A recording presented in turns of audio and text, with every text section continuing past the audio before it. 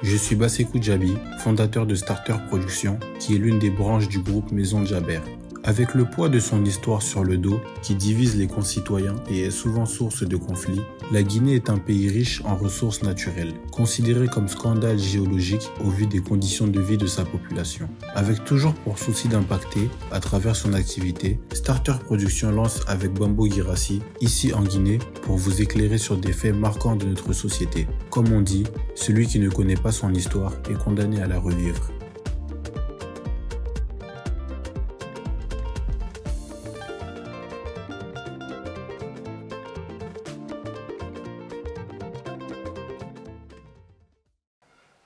Merci de nous rejoindre dans ce numéro de votre émission ici en Guinée. On s'intéresse à un autre fait de notre société. Nous nous intéressons dans ce numéro à l'histoire et à la sociologie de l'Axe. Pourquoi l'Axe? Est-ce l'axe du mal ou l'axe de la démocratie? C'est une question que beaucoup de Guinéens se posent. Et pour répondre à cela, nous avons comme invité dans ce numéro Dr Bella, qui est médecin de formation, activiste et référent médical, socio-politico-sportif, entre autres du FNDC, mais aussi de la Fédération guinéenne du football, mais aussi dans quelques, bon, je ne sais pas si je vais dire dans un parti politique, entre parenthèses. D'accord. En tout cas, Dr Bella, bienvenue dans cette émission. Merci, ici en Guinée. Merci, M. Girassi. Alors, en quoi consiste le travail de référent médical? Quand on parle du FNDC déjà, pour commencer, on pense que c'est lié aux manifestations organisées par le FNDC. Tout d'abord, je tiens à vous remercier de m'accorder cette interview. Je vous dis bonjour et bonjour à vos milliers de téléspectateurs. Et la question, pour revenir à la question de la référence médicale, en fait, ça a commencé avant d'ailleurs le FNDC. Et tout d'abord, je voudrais vous parler de l'historique de cette référence médicale. Depuis, vous savez que notre pays a traversé beaucoup de choses, beaucoup de moments. Notamment, janvier 2007, également le 28 septembre. Mais ce qui a particulièrement, c'est-à-dire nous a poussé en tant que médecin également à faire cette référence médicale, c'est on avait perdu un ami intime, en l'occurrence Boubacar Sidiki Mara, lors de la manifestation du 28 septembre 2009.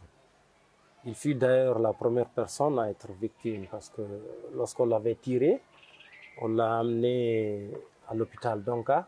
Avant d'arriver à l'hôpital Donka, il a succombé de ses blessures.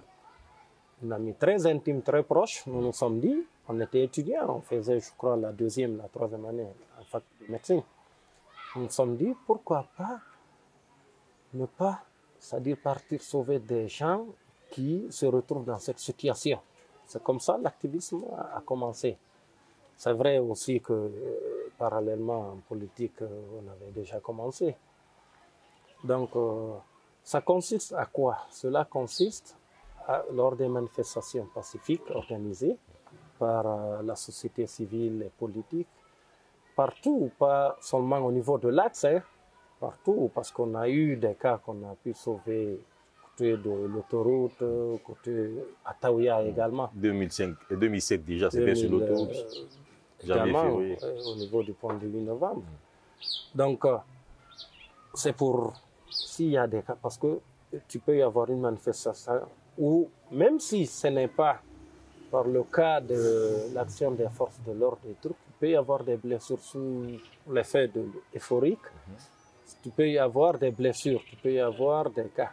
Donc, c'est ce qu'on essaye, et entre autres, d'essayer de combler. Non seulement on fait des soins, si c'est des blessures aussi qui nous dépassent, on essaie de référer dans les structures qui sont habilitées à prendre en charge ce genre de blessures. Est-ce qu'aujourd'hui, au regard de toutes les manifestations qu'on a connues en Guinée, en tout cas depuis que vous êtes dans l'activisme, dans ce sens, est-ce qu'on a un bilan qu'on peut présenter officiellement comme quoi il y a eu, depuis que les manifestations ont commencé? Je ne sais pas à quel moment on peut commencer à chiffrer cela, mais est-ce qu'on a un bilan en fait sur tous ces cas? c'est pour une bonne organisation. C'est vrai que quand quand tu gères ces genres de trucs, il faut forcément avoir un bilan. C'est vrai que quand on reste là à parler du bilan, on sera là jusqu'au soir. Je crois qu'à chaque fin de manifestation, on établit une liste, on regarde, on passe dans les structures sanitaires où sont hospitalisés les gens, on essaie de défricher. Généralement, ce n'est pas pendant la manifestation que notre travail, c'est vrai, commence. C'est en fin de journée. On peut t'appeler. Donc, il y a ceci, les gens qui te connaissent, les gens, par exemple, qui sont dans les partis politiques ou dans la société civile, qui savent que tu es dans cette structure, ils peuvent t'appeler et dire qu'on a reçu des blessés. Parfois, ils peuvent nous appeler le lendemain. Le travail peut commencer. Le travail peut commencer même pendant la manifestation. Donc, on essaye, ça peut prendre des jours. Parce qu'il y a de ces blessures d'autres, ils ne partent pas dans les hôpitaux. Ils ne partent pas dans les structures sanitaires d'autres. Ils peuvent partir dans les... C'est-à-dire que la manifestation de leurs blessures peut commencer quand ils se retrouvent en famille. D'autres ont peur même de partir dans les structures sanitaires. C'est les parents qui appellent par-ci, par-là. C'est comme ça, de bouche à oreille, on nous appelle, on vient maintenant, on fait l'interrogatoire. Mais quand on se réfère, par exemple, au bilan présenté en fin de manifestation en Guinée, par exemple, il y a une confusion qui se crée, par exemple. Le pouvoir en place, par exemple, présente des chiffres, comment on appelle, les mouvements de société civile aussi présentent leur bilan. Est-ce que vous avez quelque chose à dire par rapport à ces différences de... Moi, je crois que, parlant de cette différence, moi, je ne parlerai pas même de cette différence. Si tu as quelque chose à cacher, tu peux parler de différence, mais les choses sont claires. Pendant les manifestations, il y a le nombre de blessés. Parce que c'est-à-dire qu'on ne part pas, on ne donne pas un chiffre si on n'est pas certain. Si on ne part pas, je peux vous donner beaucoup d'exemples qui se sont passés. Moi, je viens, on peut dire qu'il y a une personne qu'on a tirée, sur laquelle on a tiré, il y a une personne qui est blessée. Mais si moi, je n'ai pas cette certitude à travers la structure sanitaire où moi, je n'ai pas consulté, je ne peux pas me prononcer là-dessus. Donc, c'est des chiffres exacts que, à travers, par exemple, le FNDC, à travers parfois les politiques qui donnent des chiffres, c'est des chiffres qui sont vérifiés et qui sont vérifiables. Les textes sont là, les registres également sont là. Il y a une différence entre référent médical lors des manifestations et Croix-Rouge? Bon, en fait, on travaille en complémentarité. Il y a très longtemps, on travaille avec la Croix-Rouge. Ceci, il y a des manifestations parfois. On sortait sur le terrain, mais vous n'êtes pas sans savoir qu'il est arrivé à un moment où même des ambulances ont été des cibles ici. Des médecins ont été des cibles. Ils sont tirés. Ben, on s'est dit que, attention, il y a des structures organisées par rapport à notamment la Croix-Rouge. S'il y a des manifestations, s'il y a des blessés, on appelle la Croix-Rouge débarque le lieu où se trouve la manif et même ils constatent, ils prennent le blessé, ils les amènent dans les structures sanitaires. Donc on travaille en complémentarité. C'est un travail de complémentarité. La Croix-Rouge. Ok. Je ne sais pas si on peut s'intéresser à cet aspect en fait des personnes utilisées dans les manifestations. Je ne sais pas si on va dire ça comme ça, parce que quand on regarde bien les jeunes qui sortent manifester, on constate qu'il y a des mineurs. En fait, la question pouvait être posée de cette manière. Les personnes utilisées. Moi, je crois que les structures de la société civile, notamment le FNDC, appellent à une manifestation pacifique. Et si vous avez constaté, l'itinéraire est là, est déjà défini. Et c'est-à-dire qu'il y a au niveau il y a des éléments. C'est-à-dire qu'on appelle, on n'appelle pas les mineurs pendant les manifestations. Oui, mais il y a des mineurs quand même qu'on voit. Par exemple, quand il y a des arrestations, par exemple, ou qu'il y a blessures, on constate souvent des mineurs parmi ces arrêtés-là. Les arrestations, si vous fouillez trop, on part dans les familles. Vous constatez, vous êtes journaliste. Mais sur les caméras, par exemple, on voit des enfants dans la rue en train de jeter des cailloux. Justement, ça, ce n'est pas le fait de l'appel à la manifestation de FNDC. Aujourd'hui, c'est à l'État s'il y a une manifestation. Moi, je crois que pour la sécurisation c'est-à-dire de ces manifestations, c'est l'État, cela incombe à l'État. D'où la question, quand par exemple, ça s'est permis dans la constitution guinéenne, je crois que dans la constitution de beaucoup de pays. Démocratie. Quand on voit, quand tu veux franchement avoir une démocratie palpable, quand un mouvement de la société civile appelle à une manifestation, je crois que le devoir encore de l'État, c'est de les protéger. Ce n'est pas des enfants qu'on appelle dans la rue. Mais si on n'appelle pas, il y a une débandade comme ça là, tu peux voir tout le monde. Ce ne sont pas, peut-être que vos caméras fixent les enfants, et tout, mais il y a des vieux. Vous avez constaté également lors des manifestations, même des fenêtres. Je ne dis pas le contraire, mais vous constatez pendant les manifestations, vous avez constaté des femmes âgées, vous avez constaté des vieillards. Vous avez constaté beaucoup de choses. Ce qui interpelle, c'est ces mineurs, parce qu'au final, on se dit... Ça me choque quand je vois ça, quand je vois des mineurs blessés, quand je vois parfois des arrestations. Moi qui vous parle, j'ai été arrêté 2 à 3 reprises. J'ai été arrêté parfois avec des mineurs. Parfois, on se demande même, est-ce qu'il y en a qui savent pourquoi ils sont en train de manifester? Justement, la question là vient souvent. Mais quand il y a des genres de situations, moi, par exemple, j'ai reçu, lorsque j'ai été arrêté, je vais vous expliquer une scène. J'ai été arrêté, j'ai trouvé des jeunes. Je viens, je demande aux jeunes, pourquoi, où on vous a arrêté? D'autres, c'est quand ils reviennent de l'école, d'autres, c'est quand ils partent lire le Coran. Ils sont arrêtés. Quand tu vois, maintenant, j'ai compris que c'est devenu, quand tu pars, tu ne peux pas partir prendre ton enfant à la police ou à la gendarmerie comme ça, ils vont te demander une rançon. Donc, c'est ce qu'il faut éviter. Sinon, il y a des sensibilisations. Moi, je fais partie des gens qui sensibilisent les jeunes ou dans les familles pour ne pas que les enfants sortent. On a beaucoup, vous avez des parents au niveau de l'axe, j'ai des parents partout à Conakry. Donc moi, je crois que c'est l'aspect là qu'il faudrait remonter. Si on veut franchement qu'il y ait une solution à ce genre de problème, on ne peut pas se focaliser en disant que bon, c'est des jeunes qui sortent, des trucs. D'accord. Mais l'autre aspect aussi, en parlant de manifestation, si vous avez remarqué, on a dit axe à plusieurs reprises dans la causerie. Mais est-ce qu'on peut savoir en fait pourquoi c'est l'axe qui est toujours la cible des manifestations? Pourquoi l'axe? Monsieur Guirassi, quand je reviens un peu en arrière, là, en lisant ce qui se passe, je crois qu'aux États-Unis, le premier État qui a subi la manifestation, je crois que c'est l'État de Virginie. Au temps du président Reagan, lorsqu'il y a eu la manifestation, lorsqu'on lui a demandé, il a répondu, il dit: laissez-le. Allez-y voir ce qu'il demande. Moi, je crois, c'est vrai, aujourd'hui, on dit que les différentes manifestations à Conakry se traduisent au niveau de l'axe. Voilà la problématique qu'il faut chercher. Voilà, c'est-à-dire ce à quoi on pourra trouver une solution. On peut partir voir les différentes familles, les différents jeunes. Regardez, l'axe commence de Hamdallah jusqu'à Kabele. Vous et moi, on peut constater qu'il n'y a pas une infrastructure là, sportive qui attire les jeunes. Quand tu entends aussi un jeune, il a besoin de se divertir. Je suis activiste sportif. Mais l'axe, c'est toute la... Dans la commune de Ratouma, quand même, il y a... Oui, mais on parle souvent, vous m'avez posé la question, à savoir l'axe, je vous dis. Est-ce qu'il y a une école publique digne de nom de Hamdallah jusqu'à Kabele? Et il y a des lieux où on peut construire ce genre d'infrastructures pour occuper les jeunes.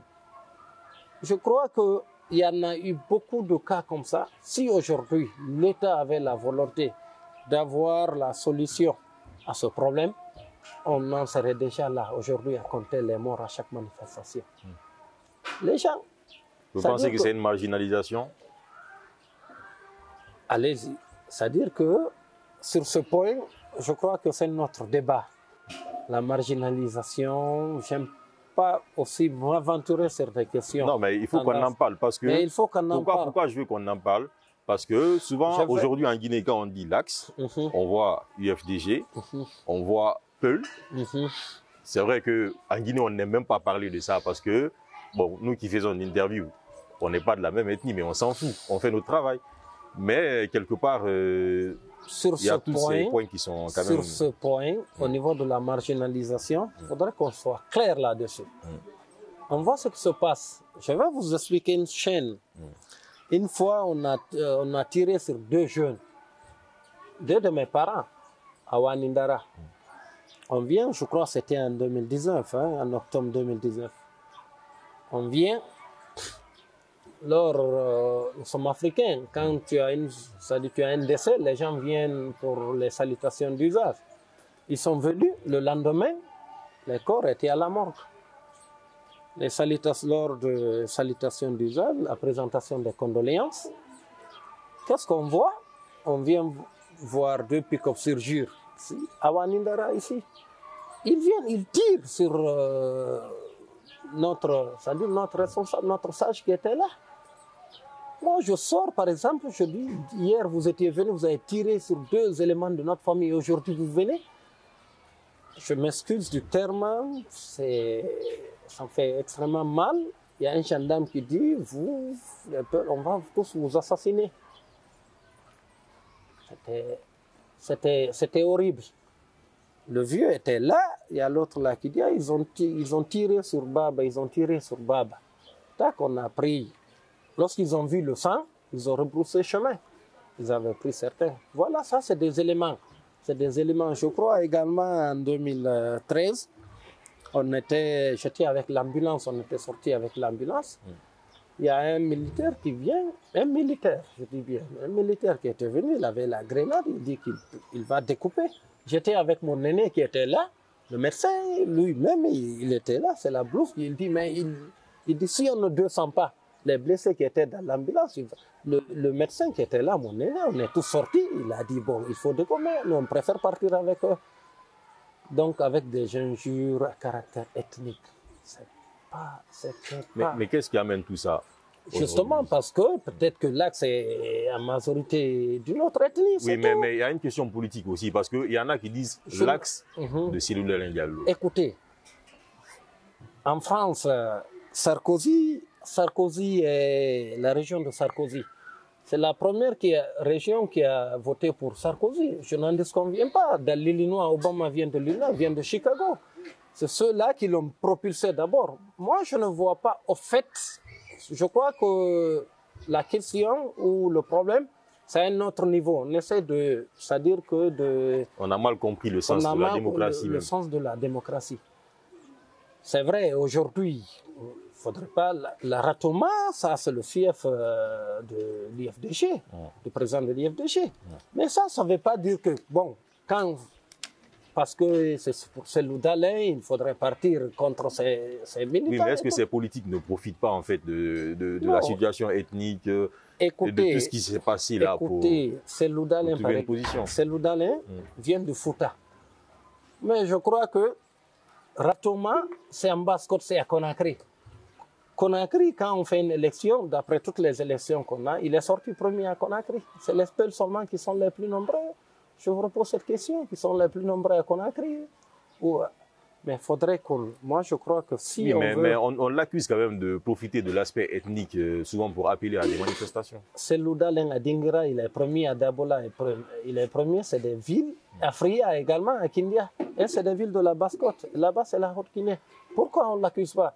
Je crois qu'allons sur des questions aussi qui sont intéressantes et trucs. La question ethnique, c'est vrai, aujourd'hui, voilà le mot qui gangrène le pays. On voit partout, hein, c'est des réalités. Ça se passe mais même pas l'UFDG seulement, mais tous les partis politiques aujourd'hui, force est de le constater, qu'ils profitent des ethnies quand même pour appeler les jeunes à manifester. Moi, je crois, quand on appelle une manifestation, c'est des militants qui sortent. Ça peut avoir aujourd'hui... C'est-à-dire, tes militants-là peuvent être de ta région ou d'une autre région. Mais si ça ne donne pas le cutus à la gendarmerie ou à la police de tirer. Ce n'est pas la réponse à cela. D'où on parle déjà d'ailleurs de la cohabitation, parce qu'on a l'impression que la gendarmerie ou la police et l'Axe c'est carrément le divorce en fait. Justement, c'est-à-dire que quand ils voient aujourd'hui un militaire et qui de nous n'a pas un paramilitaire? Qui de nous n'a pas un parent policier? Donc moi je crois que ce n'est pas par rapport à l'appel de la société civile ou des partis politiques qu'il faut franchement se retrouver avec un drame après. Moi je crois qu'il faut s'en débarrasser de ça. Il faut poser les vraies questions. Actuellement, on est en transition. Moi, je crois il le faut d'ailleurs, c'est un impératif, c'est-à-dire de se saisir des bonnes questions et aller à la source pour régler des problèmes définitivement. Mais à un moment, on a pensé par exemple que l'agissement des forces de l'ordre est lié par exemple à un pouvoir en place qui les utilise. Mais on constate quand même que, malgré le changement de pouvoir, il y a ces mêmes faits qui se répètent encore. Ben, c'est le système qui continue. Ouais, on se dit quelque part que, quel que soit le parti qui est au pouvoir en Guinée, les militaires vont toujours continuer à agir de la même sorte. Ça, il y a un problème en amont déjà. C'est-à-dire, si on a cette conception-là en idée, au lieu de faire ce qui est normal, ça pose problème. Aujourd'hui, conviendrait avec moi, il y a des activistes de la société civile qui sont en prison par rapport à leurs convictions personnelles. C'est pas normal. C'est pas normal.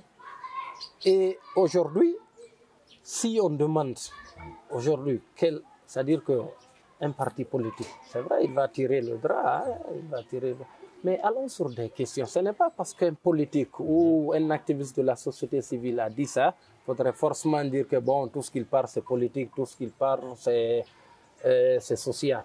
Non. En Guinée d'ailleurs, c'est vraiment les questions de droits humains qui sont vraiment boycottées en fait. C'est ce qu'on comprend au final. Effectivement, c'est-à-dire qu'on a les beaux textes. Quand tu regardes les textes par rapport aux droits humains en République du Guinée, on a les plus beaux textes de la sous-région. Mais à l'applicabilité fait défaut. Pourquoi? Pourquoi? Et ce n'est pas forcément aux acteurs de la société civile ou aux acteurs politiques, c'est-à-dire d'appliquer cela. Celui qui a le pouvoir actuel, aujourd'hui, c'est le gouvernement. C'est eux qui sont là à la base, c'est eux qui doivent montrer le bon exemple. Si l'exemple ne vient pas d'eux, qui peut respecter ça? C'est l'anarchie. Dans les autres pays, là où ça a marché, ça s'est passé comme ça. Mais au regard de tout ça, est-ce que vous pensez que les manifestations sont vraiment la solution? S'il vous plaît. Parce que vous avez parlé de beaucoup de problèmes, en fait, notamment vers cette partie. Est-ce que vous pensez que continuer à manifester pourrait apporter la solution? Je peux revenir sur une chose. C'est-à-dire qu'on a tendance à dire qu'une manifestation d'ordre politique ou social ou parfois éducative, parce qu'on a vu également ici, il y a eu une manifestation ici par rapport aux syndicats de l'éducation, mais ils sont venus dans l'axe, ils ont tiré sur l'axe. Ça s'est passé, c'est là, les archives sont là. C'est-à-dire, c'est quand tu es à bout de souffle, tu appelles à une manifestation. Moi, je suis quelqu'un qui est profond, qui fonde ma conviction sur le dialogue. Mais quel dialogue? Quel dialogue? Si les lois sont là, moi je crois qu'il faut forcément faire tout pour appliquer la loi devant quiconque. Moi, il y a eu beaucoup de dialogues ici qui ont abouti franchement à des compromis qui n'ont pas été bénéfiques pour le peuple. Qui n'ont même pas été respectés en fait. Ça ne sert à rien. Moi je crois ce qu'on a mis sur papier, les lois du pays, la constitution qui est là, il faudrait la respecter. On ne peut pas partir au-delà, dire on peut trouver autre chose, un raccourci pour... Non, non, non. C'est-à-dire que la Constitution, je me dis que c'est le livre dans un pays laïque, c'est la Constitution qui est différente, c'est la Constitution qui nous réunit. Si on essaie de respecter ce qu'on a fait à soi dans cette Constitution, on est quitte. Mais au final, excusez-moi de vous interrompre, on se demande au final... quelles sont les revendications réelles en fait? Quand on sait que la population guinéenne, on est tous jeunes et on vit dans la pauvreté, on se demande au final quelles sont les revendications réelles en fait. On a abordé une question là tout à l'heure par rapport, c'est-à-dire aux infrastructures. Oui, mais les gens qui sortent ne sortent pas pour cette cause. Attention, c'est ça le problème. Attention, c'est un tout qui est là. C'est un tout. Si vous avez constaté aujourd'hui dans d'autres revendications, On parle de tout. Vos questions sont focalisées peut-être sur l'axe. C'est la Guinée aujourd'hui qui a un manque d'infrastructures aujourd'hui où les jeunes peuvent s'épanouir. C'est un problème général. Si aujourd'hui, l'État guinéen se permet aujourd'hui d'équiper les jeunes, c'est-à-dire de les accompagner. Il y a des jeunes aussi qui sont entrepreneurs aussi. Ils peuvent, si l'État ne peut pas faire tout, mais il y a des privés qui sont là, qui peuvent construire, qui peuvent venir en aide à la population. Mais qu'est-ce que l'État doit faire? C'est de les accompagner naturellement. Au final, c'est l'État qui abandonne sa population. Ce n'est pas une histoire d'axe ni de... C'est tout. Moi, je crois qu'il faut poser les bonnes questions. On aura les bonnes réponses. Quelles sont les solutions peut-être à apporter? Les solutions, vous et moi, on est en train de faire une interview. C'est sur une base légale. Accordons-nous aujourd'hui, c'est-à-dire on est en période de transition.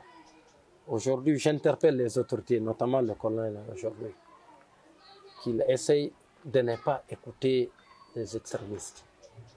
D'écouter, il connaît ce qui se passe, il est venu, tout le monde l'a écouté lors de son premier discours, il est en déphasage de ce qu'il a dit, de ce qu'il nous a dit. Ah ouais, naturellement. Donc du coup, ce qu'on fait asseoir aujourd'hui sur la constitution guinéenne, qu'on essaie de la respecter.